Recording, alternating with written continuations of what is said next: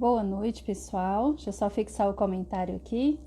Sejam todos bem-vindos à sala do Dani Entrevista. Estamos começando. O Instagram está avisando ainda aos seguidores que estamos começando a segunda temporada do Dani Entrevista. Que alegria receber essa infectologista tão conhecida aqui em Brasília, tão respeitada, que está de férias e se dispôs a estar aqui para esclarecer tantas dúvidas para a gente nessa noite. Nós estamos aí numa pandemia, numa situação tão difícil, tão louca, né, que nós estamos passando aí há quase 2 anos, mas existem tantas dúvidas na nossa cabeça ainda, que nada melhor do que a doutora Joana Dark Silva, infectologista daqui de Brasília, para tirar todas as nossas dúvidas, para esclarecer o que a gente ainda não sabe sobre a Covid-19, sobre toda essa situação, sobre essa crise sanitária que a nossa humanidade enfrenta, né? Quantas dificuldades nós estamos enfrentando, mas a doutora Joana vai nos ajudar a esclarecer essas dificuldades. Essa live vai ficar gravada, você pode compartilhar com todo mundo, é conhecimento, é informação, e informação é sempre o melhor remédio. Eu já vou convidar aqui a doutora Joana, já vou enviar o convite para ela, iniciar a nossa live. Só esperar ela aceitar aqui, para que a gente possa dar início. Olá, doutora Joana, seja bem-vinda. Olá, boa noite, obrigada. Prazer, Dani. Eu que agradeço. O prazer é meu. Muito obrigada. A senhora está de férias e se dispôs a estar aqui com a gente. E é uma honra receber a senhora aqui. Muito obrigada mais uma vez. Imagina, eu que agradeço muito. É sempre um prazer poder ajudar, né, um pouco aí. Vamos ver o que eu posso fazer e ser útil, né? Essa é a nossa função. Com certeza. A gente está vivendo aí uma situação tão... acho que o nome mais apropriado é loucura, né, doutora Joana? Durante aí quase 2 anos, infelizmente, tantas vidas ceifadas, a gente já não sabe mais o que pensar, como agir, mas infelizmente a gente tem que ter o conhecimento em primeiro lugar para que a gente possa cuidar de nós e dos nossos próximos, e nada melhor do que uma médica para nos ajudar nessa situação. Mas antes da gente entrar no assunto, é uma pergunta que eu faço aqui para todos os meus convidados. A gente tem uma visão, cada um tem uma visão dessa pandemia e de como ela mexeu com a gente. Na vida da senhora, na vida pessoal, na vida como médica, na vida profissional, qual foi o maior impacto? Como essa pandemia mexeu na senhora? Qual foi o maior impacto na vida da senhora? Foi na parte emocional, afetiva, né? Uma das coisas que mais me entristeceu foi o fato de não poder abraçar, de expressar aqueles sentimentos que a gente tanto gosta, né? Nós, como brasileiros, eu, inclusive, sou muito, assim, eu adoro carinho, né? Inclusive, os meus pacientes, geralmente, quando chegavam no consultório, eu tinha o costume de abraçar, de beijar, eu sou muito de tocar, de falar. Então, assim, esse é o meu jeito. E com a pandemia, tudo isso a gente teve que cortar, né? Essa questão e a questão familiar também, porque como profissional da linha de frente, eu tive que afastar mais da minha família, até hoje. Então, foi um medo muito grande de transmissão, de infecção das pessoas que eu amo. Então, acho que essa pandemia mexeu com todos nós nesse sentido. A gente vai ter muitos problemas psicológicos no futuro por causa desse distanciamento, né, que a gente tem que fazer. E é algo que eu acredito que a senhora, como médica, nunca imaginou passar, mesmo a senhora sendo infectologista, né? E mexendo com tantas doenças, né? A senhora sempre pensou em ser médica? De onde veio esse amor pela medicina? Como é que foi essa escolha pela profissão da medicina? É bem interessante porque, assim, eu acho que todas as pessoas que têm um ideal, um sonho, elas passam por uma fase de muita batalha para poder conseguir alcançar os objetivos, né? Eu acho que nós, só pelo fato de sermos brasileiros e sonhar, já é é uma luta, né? Com E certeza. eu, particularmente, né? Eu tive um sonho desde os 12 anos de idade. Eu sonhei que eu estava num campo de guerra, né, lutando, não lutando, mas salvando vidas, curando pessoas. E aí foi bem emblemático, porque a primeira coisa que eu falei, a primeira pessoa foi para minha mãe, né, que eu falei, mãe, eu quero ser médica, né? E minha mãe falou, deixa de ser besta, menina, pobre não faz medicina. Mas faz, né? Estou aqui para provar. Faz. É, mas assim, como médica, passei por vários desafios, porque, claro, que todo mundo passa por desafios, tem dificuldade para estudar, para vencer, para alcançar os objetivos, mas com barriga vazia é bem mais difícil, né? A gente sabe que a questão de igualdade de oportunidades, para quem não tem as oportunidades da forma adequada, como todo mundo deveria ter, tem que ralar mais, né? Como dizia minha mãe, né? Quem é coxo tem que sair mais cedo. Então foi uma carreira de muitos desafios, de muita luta, de muita superação, desde muito cedo. E eu sempre soube o que eu queria. Acho que por isso que eu amo tanto o que eu faço, né? Na verdade, eu sou apaixonada pelos meus pacientes, não tem como negar nem como esconder. Isso é nítido na senhora, quando a gente está vendo a senhora dando uma entrevista ou falando, a senhora fala com um cuidado, responde cada pergunta com um cuidado e a gente vê esse amor mesmo e é o que realmente a medicina precisa, o país precisa, a humanidade precisa, principalmente nesse momento, e a gente agradece de ter uma médica como a senhora que goste realmente do que faz e que seja empática, né? E a gente agradece. Bom, doutora Joana, muitas perguntas chegaram. A gente está aí quase 2 anos na pandemia, mas muitas dúvidas ainda assolam a gente, porque, como eu falei, é uma situação que ninguém imaginava passar, né? Nem vocês como médicos, nem nós que não temos conhecimento médico, muito menos nós, né? E é algo fora da nossa realidade. Então, eu vou passar para a senhora alguns questionamentos que muitas vezes já foram falados, mas que infelizmente ainda causam dúvida na gente, mas que com certeza vão ajudar. A primeira dúvida é: os sintomas da Covid, eles se parecem muito com muitas outras enfermidades, né? Com a gripe, com um monte de outras doenças. Em que momento uma pessoa que apresenta esses sintomas que são parecidos tem que procurar ajuda médica, tem que ir no hospital, porque pode ser a Covid? Então, geralmente, no caso da Covid, como você mesma falou, se parece a várias doenças. E no Brasil, então, que a gente ainda tem dengue, tem zika, tem chikungunya, né? Tem as chamadas arboviroses, Sim. fica mais complicado.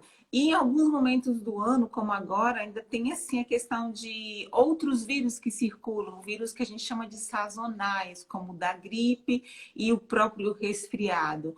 Mas assim, a Covid tem uma característica que é a questão da fadiga, né, do cansaço. E essa fadiga que muita gente menciona, ela está associada à questão da baixa oxigenação. Quando você vê uma pessoa que ela tem asma, por exemplo, ela tem aquela respiração ofegante, né? Ela fica... E você percebe claramente que ela está com falta de ar. No caso da Covid, é aquela sensação de fraqueza intensa, de astenia, que a gente chama.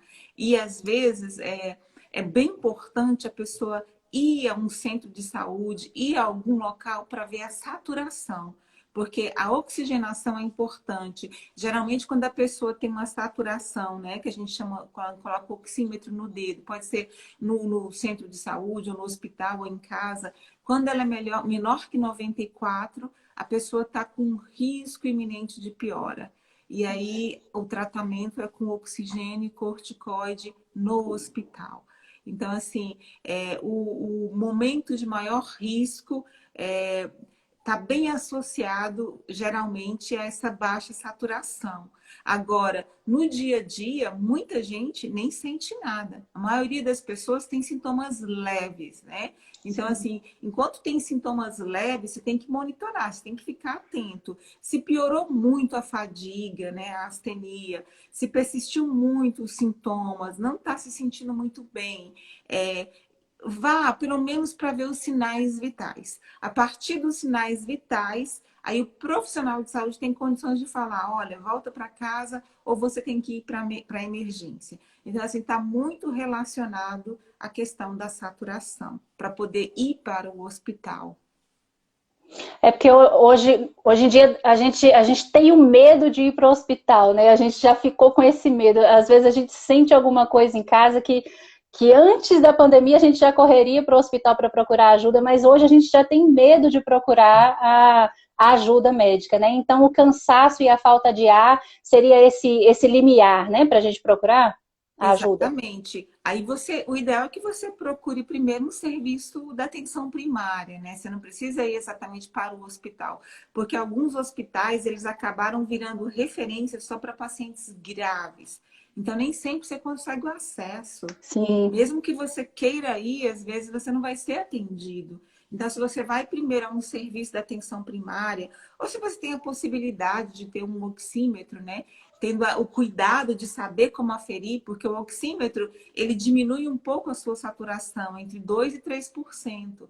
Então, antes de verificar, você tem que respirar profundo, estar sentado numa posição sem compressão do braço, verificar em vários dedos. E aí, se você observar que está muito baixo, geralmente nesse oxímetro abaixo de 92, 93, aí é o momento de ir, né? Mas aí você pode primeiro confirmar num serviço de saúde, porque aí eles vão ver também se a sua pressão está adequada, se você tem um quadro de choque ou não. E lembrando que a COVID tem alguns sintomas que são atípicos, né? Porque leva a uma coagulabilidade sanguínea. Então, às vezes, a pessoa pode ter manifestações de diferentes formas. Então, tem que sim. ficar atento e não desleixar. Muitos jovens, por exemplo, até morreram nessa última onda porque começaram a tratar em casa utilizando antivirais, corticoides, de forma inadvertida. E aí, pensando, eu sou forte o suficiente, e aí acabou não ficando atento a essa fadiga intensa, e muita gente chegou tardiamente aos hospitais, e por isso complicaram mais. Com certeza. Doutora, depois que a gente tem o contato com a Covid, então, depois que a pessoa tem o contato com o vírus, quanto tempo demora para que ela possa manifestar os sintomas? Porque tem gente que manifesta e tem gente que não sente nada. Mas quantos dias, em média, leva para que a gente possa manifestar esses primeiros sintomas? É a mesma dúvida da Patrícia, que mandou aqui para a gente. Ótimo. Então, geralmente, igual você falou, tem gente que não sente nada, que é pego de surpresa, às vezes com um teste que deu positivo por acaso, né?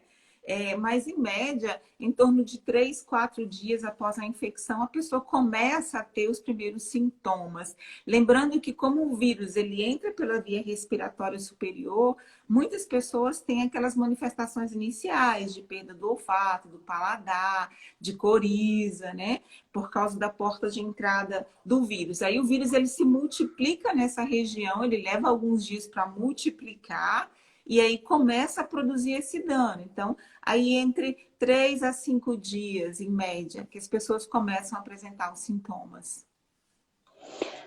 A senhora falou aí que a porta de entrada do vírus é sempre as vias respiratórias.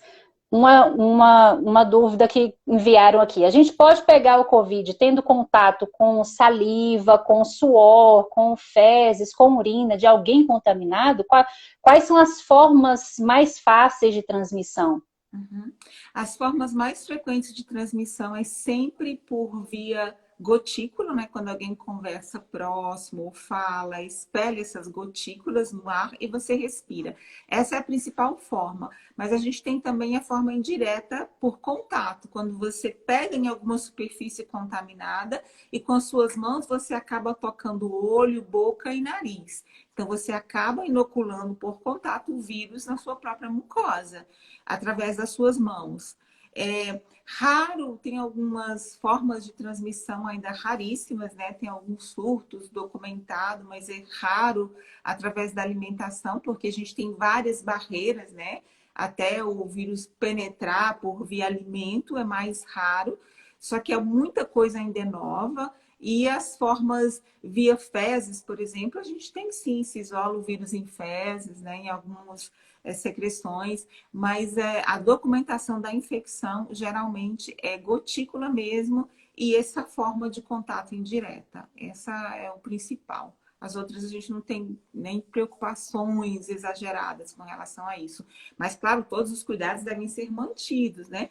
Você traz Sim. a fruta do supermercado, você tem que lavar, você tem que higienizar as coisas, como a gente fazia antes, não só pela Covid, né? Sim. Bactéria, outros vírus, né? Não é só agora Covid, né? Tem as outras infecções também. Então, os cuidados gerais a gente tem que manter, mas a principal forma é essa, né? Por isso é essencial a questão da máscara, né? Onde quer que a gente for. Sim. Talvez o nosso maior medo hoje são essas variantes, doutora, que vem aí assolando a nossa cabeça dia a dia. Eu queria que a senhora falasse um pouquinho agora para a gente. Por que esse vírus se multiplica tanto? De onde surgem essas variantes? Se ele ainda tem esse risco de se multiplicar mais? Explica um pouquinho para a gente como é que funcionam essas variantes. Tá. Então, todo micro-organismo, quando ele penetra no nosso corpo, até porque o vírus, ele só vai se multiplicar dentro de um ser vivo, né? Então, todo micro-organismo, ele vai procurar se adaptar.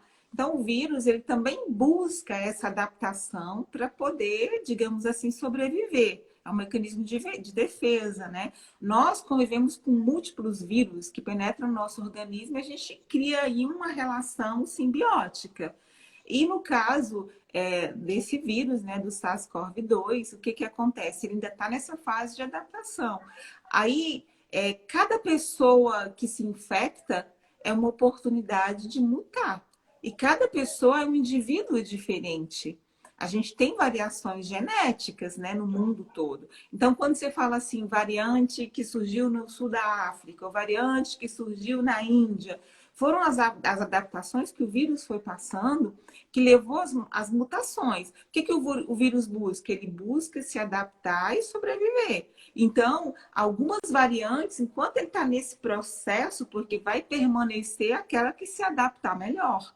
Então, Sim. nesse processo, o vírus vai tentando fugir, né? Fugir dos mecanismos de defesa. Então, como a gente vê, a maioria do que a gente chama de variantes que a gente tem que se preocupar são aquelas que vão mudar a proteína que está na superfície do vírus, que vai entrar nas nossas células, que vai nos infectar.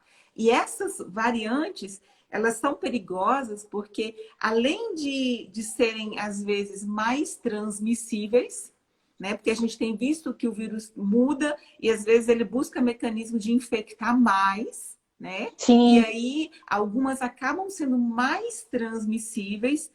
Agora, todos os dias o vírus tem inúmeras mutações. Algumas mutações podem tornar o vírus até mais fraco, mais brando.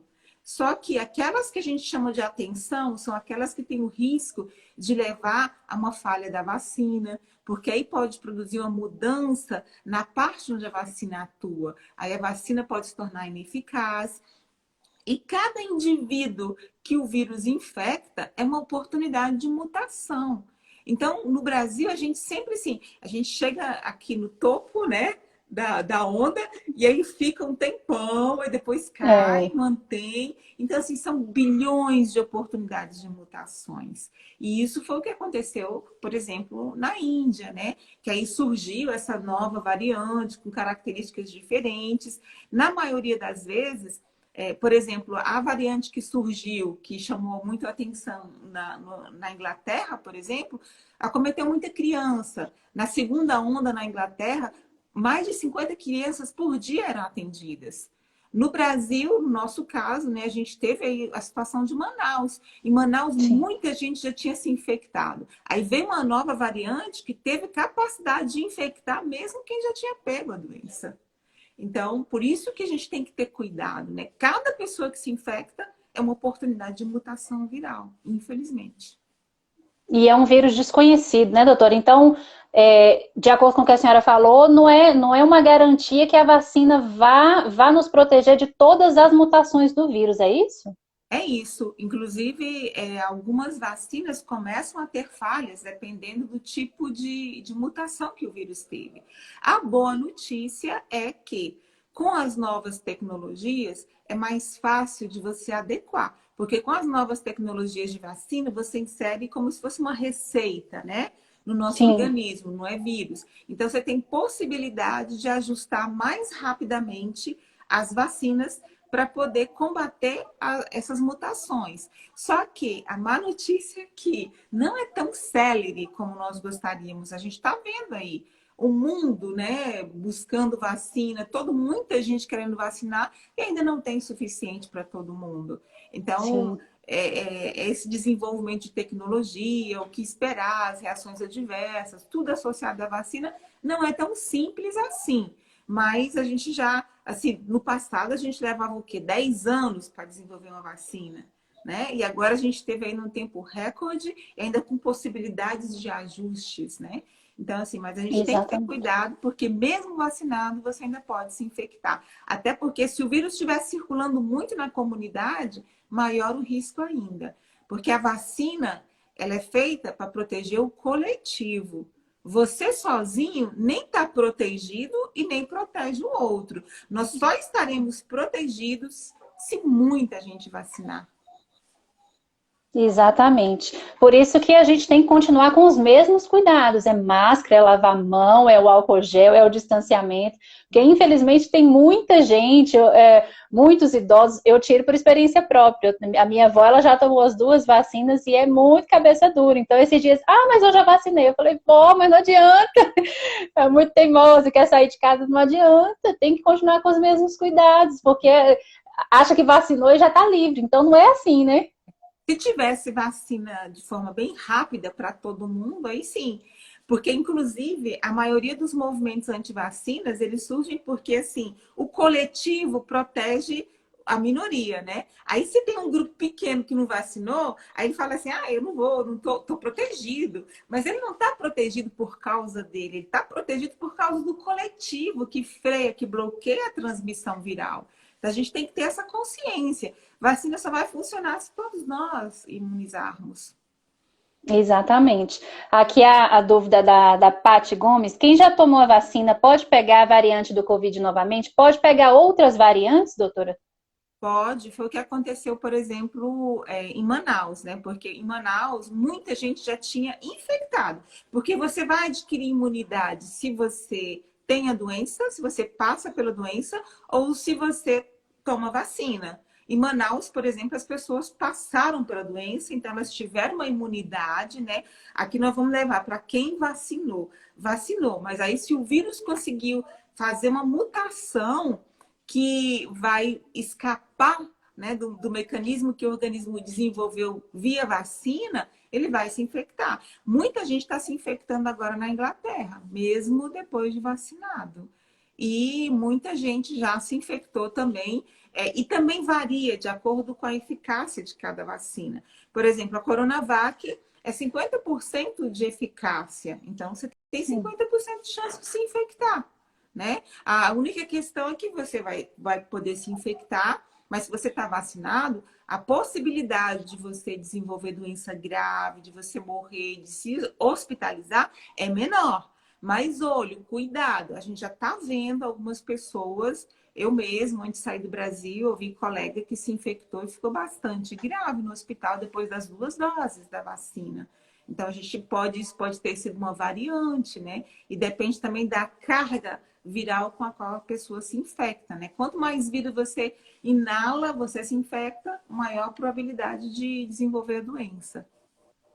Então tem diferença de carga viral. Tem também. Uma coisa é você estar num local, um ambiente rápido, você se infectou com uma carga viral baixa. Outra coisa é um profissional de saúde, por exemplo, que intuba um paciente, né? Quando você Sim. intuba um paciente, vem uma carga viral, e se essa pessoa não estiver usando adequadamente os EPIs, em média, 20% dos profissionais de saúde são os primeiros que morrem, né? Nas pandemias, nos surtos, porque são os mais expostos, né? Então, se Mais você expostos. ir no hospital, é aquilo que você falou, por que que as pessoas não querem ir para o hospital, né? Porque sabe Todo que mundo está morrendo de medo. circulando. É.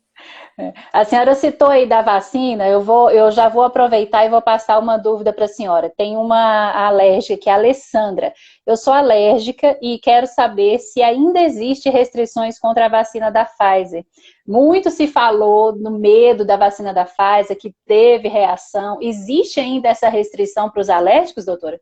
Então, essa vacina, ela é um pouco diferente, né?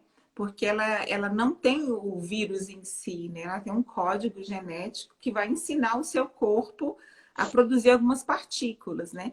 E ela é envolta em o que a gente chama de nanopartículas. Então, o mecanismo de produção é bem diferente. E os riscos com relação à alergia é menor. Agora, tem pessoas que têm uma reação maior. Uma reação no próprio momento em que o seu organismo vai produzir a imunidade. Porque quando a gente recebe uma vacina, o que você está recebendo? Você está aprendendo a como se defender. Então, o seu organismo, para produzir a imunidade, ele tem que produzir anticorpos, ele tem que ter uma reação. E muita gente, com relação à vacina da Pfizer, teve reações muito acentuadas, como febre alta, um pouco de calafrio, dor intensa no corpo. Inclusive, algumas pessoas nos Estados Unidos e em outros países, eles recomendaram, dependendo da reação que a pessoa teve pós-vacina, eles recomendaram fazer uma outra vacina, uma segunda dose de outra vacina, né? Então, assim, com essas novas tecnologias, você tem diferentes tipos de vacinas que vão estimular o seu organismo de forma diferente. Então, às vezes, você já tem até a possibilidade, né, teórica, né? Porque até chegar na prática vai demorar, né? Mas a gente vai ter aí um rol de vacinas com diferentes tecnologias para poder atender, porque cada organismo, porque as vacinas, quando elas são estudadas, geralmente você não entra com a pessoa doente, né? Sempre com a pessoa saudável. Aí depois, no dia a dia, vai entrando as comorbidades, as alergias. Então, tudo isso é monitorado o tempo todo, os eventos adversos. E sempre quando a gente fala de vacina, aí se você tomou a vacina, aí você desmaiou, aí a pessoa fala, opa, foi da vacina. É a vacina. E não né? Você tem um evento adverso que pode ou não estar associado à vacina. Então, tem cuidado. Eu lembro que com a Coronavac, alguém falou assim, morreu com a vacina.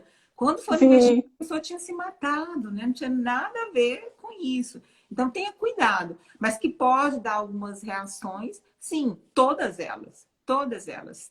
Então, assim, mas a da Pfizer em algumas pessoas dá mais. A da AstraZeneca em outras pessoas já, né, dá mais dor local. Então, assim, todas elas têm pontos positivos e negativos, né? Como todo fármaco.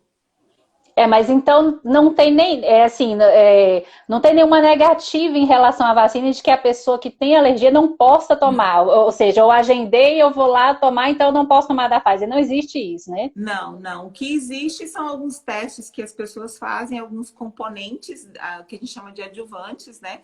Aí você vai checar se tiver algum, aí você pode ou não. Você pode dizer, se tem alergia a esse produto que está na vacina, então você não toma.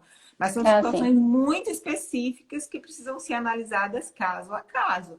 Porque muita gente fala, eu sou alérgico a ácaro.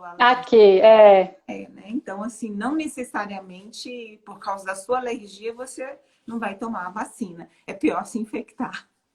Com certeza, é esse o cuidado que a gente tem que ter com a falta de informação, né? Eu tomei já a primeira dose da AstraZeneca, tem uns 20 dias, e eu senti muito efeito colateral, mas eu tomei da AstraZeneca, então eu senti calafrio, eu senti um pouquinho de febre, mas foi assim, no dia da vacina, foi de noite, assim, de noite para o outro dia, no outro dia eu já estava super bem. Então, assim, é reação, né? De cada pessoa. Algumas pessoas ainda tem um pouco mais intenso, né? Então, depende de cada organismo. E tem gente que não sente nada. Eu conheci pessoas que tomaram e falaram, Dani, eu não senti nada. Então, eu senti um pouquinho de febre, um pouquinho de dor no corpo, a moleza, mas no outro dia eu já estava super bem. Então, gente, vacina sempre. Por favor. Exato. Doutora, mesmo nesse clima aí de insegurança que a gente tem, a gente sabe que vocês, médicos, estão aí na batalha, estudando ainda, tentando entender o que esse vírus está fazendo. Existe alguma ideia de quanto tempo essa vacina causa essa imunidade? Ou não tem ideia nenhuma ainda? Vocês ainda estão estudando isso? Então, por ser ainda um vírus novo, por exemplo, quando você fala da gripe, a gente sabe que é sazonal, né? Por exemplo, a gripe no inverno é quando a gente tem os sintomas, a gente se infecta, é quando o vírus está circulando. E aí, a vacina da gripe te dá uma imunidade por 5 a 6 meses, que é justamente o período que você tem o vírus circulando. Com o da Covid, aparentemente, a gente vai ter também uma sazonalidade. Talvez, mas ainda nada é certo, né? É uma hipótese, né? Mas muito tem se falado nisso. E, aparentemente, a gente vai ter que ter, sim, vai ter que vacinar igual da gripe, possivelmente, por causa dessas mutações.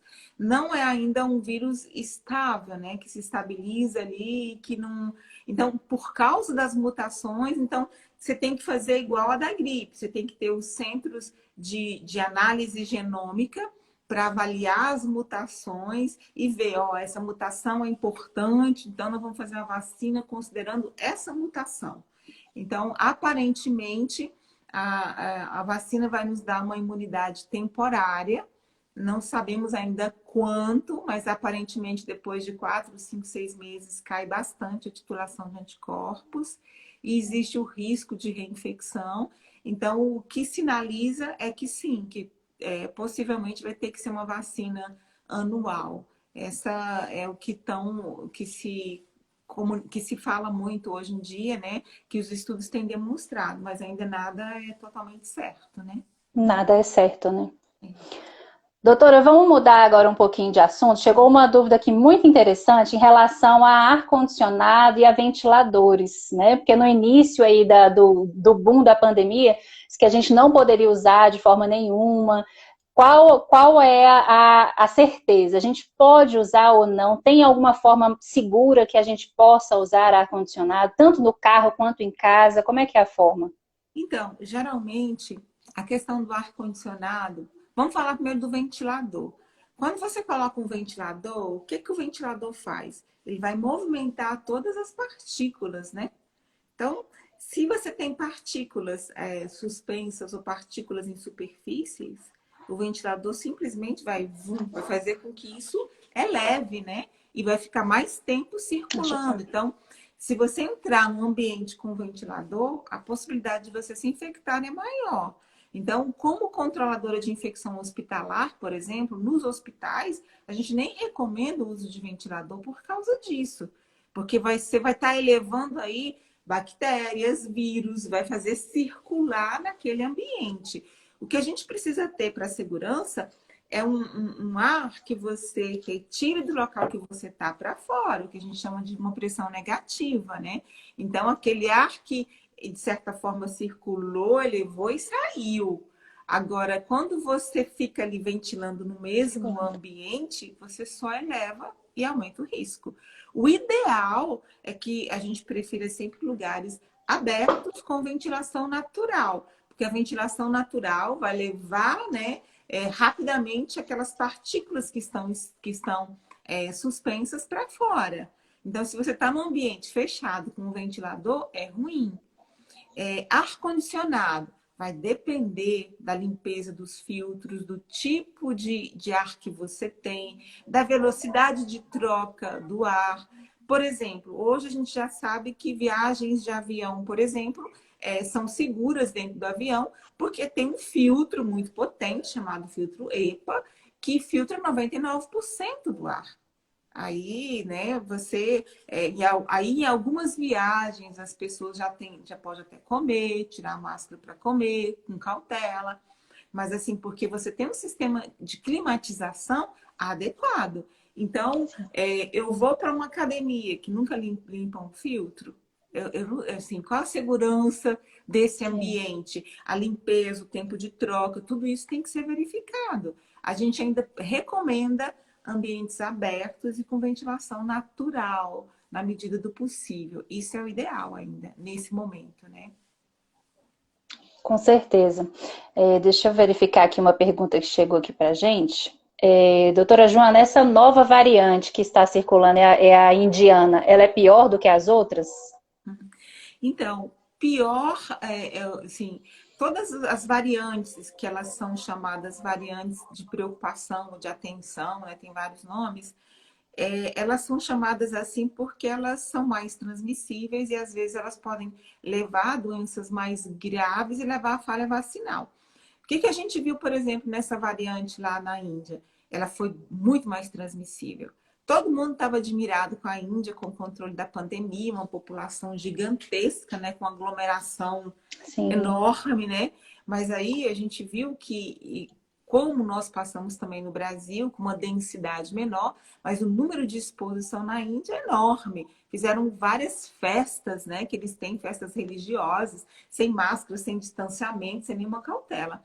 E aí, essa variante na Índia, por exemplo, ela o que a gente viu é que ela foi bem mais transmissível que as outras, e além disso, por exemplo, ela foi como que a gente chama de gatilho para desenvolvimento de algumas doenças crônicas, principalmente diabetes. Então, foi uma variante que atacou muito o pâncreas, né? E muitas pessoas que já tinham uma leve tendência a desenvolver diabetes, acabou desenvolvendo diabetes, já é uma doença de incidência elevada lá na Índia, e ainda veio a questão do tratamento, né? Todo mundo desesperado para tratar, sem prescrição médica adequada. Aí começou a usar corticoide demais. Aí, no Brasil também a gente começou a usar corticoide de forma precoce. Isso é péssimo. Se você usa o corticoide no início, enquanto o vírus está replicando, ele vai diminuir a sua imunidade, vai fazer com que o vírus replique mais. Então, tem um momento certo de utilizar o corticoide. Você vai utilizar o corticoide junto com o oxigênio. Quando você for para o hospital, numa outra fase, que não é a fase que o vírus está replicando. Então, na Índia, eles começaram a usar de forma indiscriminada corticoide. Já tinha essa característica da população de ter muitos diabéticos. E a característica da variante também acometeu mais pâncreas. E aí a gente teve uma situação de imunossupressão bem acentuada nessa população. E aí teve co-infecções, né? Aí vieram outras doenças associadas à Covid por causa desse conjunto de fatores. Não necessariamente só o vírus, né? O SARS-CoV-2. Mas Sim. o conjunto disso levou, então, a uma situação caótica na Índia. A senhora comentou em relação à diabetes, eu já vou entrar aqui na pergunta da Débora, ela perguntou em relação à pré-diabetes. Alguém que tem pré-diabetes, que já toma algum medicamento para isso, se pega esse novo coronavírus, independente da variante, ele pode desenvolver a diabetes por causa do Covid ou é só por conta dessa variante indiana? Não, esse vírus, ele é assim, na verdade, é uma lição de resiliência para a gente, né? Porque como ele produz uma inflamação generalizada, ele penetra via respiratória, pulmão e depois na própria circulação, ele acaba encontrando o que a gente chama de receptores em vários locais. Dependendo do local que ele encontrou o receptor em maior quantidade, ele vai acometer. E, além disso, ele produz o que a gente chama de coagulabilidade sanguínea, né? Que leva à formação de trombos. Então, você imagina, se formou um trombo no seu corpo, e esse trombo viajou e foi parar lá no seu rim, ele vai afetar o seu rim. Se ele vai parar lá no seu pâncreas, vai afetar seu pâncreas, né? Se ele vai... Aí tem pessoas, por exemplo, que meses depois voltam com outros problemas. Com AVC, né? Isquemia, com infarto, tudo associado ao vírus. Então, assim, o vírus... ele é um gatilho para inúmeras doenças, até transtornos mentais, ansiedade, insônia. Muita gente após Covid não consegue mais dormir. Tem um grau exacerbado de ansiedade, de depressão, de diabetes, inúmeras doenças cardiovasculares. Ele sim é um gatilho para desenvolver várias doenças crônicas. E para quem já tem uma tendência, pior ainda. É isso que a gente chama de síndrome pós-Covid, então? Essas outras doenças que podem vir a aparecer com a Covid? Isso, a gente tem umas, a gente chama de sequelas pós-Covid, né? Aí tem umas tabelinhas, né? Onde a gente vê que o mais frequente é a astenia, né? Que é a fadiga intensa. Aí depois você tem cefaleia, depois você tem os transtornos mentais, você tem a questão do olfato, aí vai. São inúmeras as sequelas pós-Covid. Por isso que muita gente é interessante depois fazer assim, uma análise, né? Um monitoramento da saúde após passar um quadro de Covid. Muita gente no início não tem nada, e às vezes um mês depois começa a forma um trombo, e nem sabia, né? Então, assim, tem que ter um cuidado pós-Covid. Isso que eu ia perguntar para a senhora. A senhora já teve alguma experiência com algum paciente que já teve Covid e já apresentou alguma doença depois que a senhora teve que acompanhar? Quanto tempo depois a gente tem que acompanhar ou ir ao médico mesmo constantemente para estar verificando, mesmo porque é um vírus que não é tão conhecido como a senhora mesma falou, né? A senhora já teve essa experiência com algum paciente da senhora? Sim, já tive paciente que teve um quadro de pneumonia, ficou relativamente grave, e aí a gente estava monitorando os sinais respiratórios, fisioterapia respiratória e tudo. E aí, um mês depois, fez uma trombose na perna. Aí, quando a gente foi ver a consequência, né, tinha o que a gente chama os marcadores inflamatórios bem elevados, e aí tem que fazer anticoagulação por pelo menos um mês depois da Covid. E isso foi muito frequente. Teve gente que quase perdeu a perna por trombo pós-Covid, né? E outras manifestações, por exemplo, transtorno do sono mesmo, é impressionante a quantidade de pessoas que não conseguem dormir, que tem sono perturbado e outras manifestações. A perda do olfato, do paladar, tem gente que está há 3 meses que não consegue mais sentir cheiro de nada ou exacerbou o sabor, o cheiro de outras substâncias, né? Então, a gente precisa, dependendo do que você estiver sentindo, é interessante fazer, sim, uma análise, né? Um monitoramento nesse primeiro mês, 2 meses, para ver se você não precisa utilizar um anticoagulante para evitar essa formação de trombo. E também, se você já tem uma tendência à hipertensão, à diabetes, né? Já é interessante ter cuidado com relação a isso, monitorar a sua pressão, tomar os seus remédios direitinho, tentar controlar, porque às vezes a gente fica totalmente descontrolado das doenças de base, né? E aí acaba exacerbando essas doenças. Então, quem já tem algo crônico tem que se cuidar mais ainda. Com certeza. Nossa, o tempo tá a live está tão interessante que o tempo passou que a gente não viu. Vou fazer uma última pergunta para a senhora, doutora. Tem um monte de pergunta aqui, mas infelizmente a gente vai ter que marcar uma segunda live. Eu vou deixar aqui o meu agradecimento já, mas a última pergunta é sobre o tratamento da Covid. A gente está ouvindo aí tanta coisa, que isso pode, isso não pode, mas a gente quer ouvir de uma infectologista. O que hoje é aceitável quando uma pessoa chega no seu consultório e é diagnosticada com Covid? A gente sabe que quem é internado é de um jeito e quem vai para casa é de outro. Mas quais são hoje em dia, os aceitáveis tratamentos para a Covid-19? No início da Covid, o principal é o tratamento sintomático. É a questão de você ingerir bastante líquido, de você controlar a febre, como paracetamol, uma dipirona, você ter uma alimentação saudável. Isso é o fundamental. Aí vem os sintomas, de acordo com os sintomas, né? Muita gente fica incomodado, claro, né? A questão da tosse e outros, mas tudo isso a gente trata sintomático. No passado, a gente utilizou muito a azitromicina, hoje a gente não usa mais, não tem a evidência que a gente esperava de que ia agir como anti-inflamatório pulmonar. Isso já caiu por terra, a gente já não utiliza. Muito cuidado com a utilização de corticóide de forma precoce. Não utilize corticóide no início dos sintomas, porque você vai fazer com que o vírus replique mais. E isso vai prejudicar, vai fazer com que você fique com uma doença arrastada. Então, assim, nas primeiras semanas, é o seu organismo que vai estar ali produzindo a imunidade. E as evidências que a gente tem de tratamento, não tem assim um tratamento precoce. Existem alguns tratamentos hoje que a gente sabe, né? Existem anticorpos monoclonais que a Anvisa aprovou, existem alguns antivirais que não têm uma eficácia tão boa como a gente esperava e muitos são inacessíveis para a população geral. Quando você fala de anticorpos monoclonais, quem usou foi o presidente dos Estados Unidos. Então, não está acessível para toda a nossa população. Muita gente chega tomando muita coisa e acaba levando a outros problemas no fígado, e junta os remédios e aí, às vezes, acaba tendo arritmia.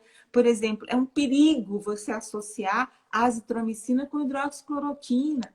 Você pode levar uma arritmia cardíaca, porque os dois podem produzir essa alteração cardíaca. Então, não é para tomar nada. Se você, aí o sintomático que foi prescrito dessa forma, né? Um remedinho para tosse, para febre, e aí persistindo os sintomas, se houver evidência, aí o que trata é o corticóide e o oxigênio. juntos, não Sim. separados. Agora, se você tem uma asma, se você tem outra doença, aí o médico vai ter que colocar outros tratamentos por causa da sua doença de base. Mas aí no hospital, se você tiver com falta de ar, se tiver caindo da saturação, o tratamento aí sim, corticóide com oxigênio. E no hospital existem outras possibilidades de tratamento, como a gente falou, né? Tem anticorpos monoclonais, tem alguns antivirais que são utilizados na fase hospitalar. Mas em casa é o básico que a gente faz, inclusive no caso de uma influenza, né? Então, assim, o tratamento direto para o vírus vai depender de cada fase que a pessoa está. Mas em casa é o repouso, respeitar o seu organismo nesse momento, é o repouso, é o líquido, a hidratação. Muita gente tem muita diarreia, manifestações gastrointestinais, aí é o soro, a canjinha da mamãe. É o cuidado, é o carinho, é o isolamento, principalmente. Exatamente. Eu vi a senhora falando aí agora do corticoide, e eu me lembrei, porque eu tomo corticoide para uma doença crônica, e eu fico imaginando, porque é uma bomba no organismo da gente. Eu tomo porque eu sou obrigada, mas eu tenho que fazer controle direto para evitar outras doenças. Então, gente, E o, por cor- favor, e o deixa o médico corticóide, tomar de conta. claro. E o corticóide na Índia, por exemplo, foi o que levou aquelas lesões de mucosa, Sim, mucormicose, né? Então, assim, a gente tem que ter muita cautela com os tratamentos. sim, a senhora falou da mucormicose. Ainda temos um tempinho aqui. Eu falei que era a última pergunta, mas eu não posso terminar a live sem essa. Está aí rondando aí a nossa imprensa, o medo, o mesmo medo que a gente sofreu há 2 anos atrás, no início da pandemia. O que quer dizer essa mucormicose, doutora? A gente precisa se assustar? O que a gente precisa fazer para se prevenir? O que é ela e que riscos ela traz para nós? Tá? A gente tem que ver que esses tipos de fungo, né, da família aí do Mucocorales, né, Murco, ele tem no mundo todo. Está no solo, ele está na fruta, no alimento, em putrefação. A gente pode respirar esse vírus esse fungo o tempo todo. O que vai impedir que ele produza uma doença é a nossa imunidade. Então, na Índia, por exemplo, eles entraram com corticoide precocemente e diminuiu a imunidade das pessoas. A variante acometeu mais o pâncreas, que levou a diabetes, que também diminui a imunidade. Além disso, eles não tinham tratamento para o fungo, né? Que é, no caso, a anfotericina B. E graças a Deus a gente tem no Brasil. Então, na Índia, eles não tinham esse tratamento e nem conseguiam fazer o diagnóstico precoce. Então, muita gente perdeu o olho, perdeu o nariz, teve que fazer o tratamento lá, estava sendo cirúrgico. Então, assim, estava removendo os olhos das pessoas, removendo o nariz, a face, para poder impedir essa disseminação do fungo. Mas no Brasil, eu tenho certeza que a gente não vai ficar usando corticoide de forma descontrolada. A gente vai cuidar da diabetes, a gente vai Tomara. cuidar para não se infectar, para não ter variantes mais agressivas. E nós vamos conseguir fazer o diagnóstico precoce, porque a gente já aprendeu com a Índia. E se alguém se infectar, a gente vai tratar rapidamente, porque o Ministério tem um remédio. Se Deus quiser, e a gente já tem a vacina, gente, por favor, não deixem de tomar vacina. Doutora Joana, eu só tenho que agradecer. Muito obrigada pela sua disposição. A senhora está de férias e se dispôs a nos ajudar. Que Deus abençoe a carreira da senhora, a sua família, que a senhora continue sendo essa médica tão abençoada. Muito obrigada. Eu que agradeço. Um beijo, viu? Tchau. Um beijo, gente. Tchau, tchau. Até quinta-feira.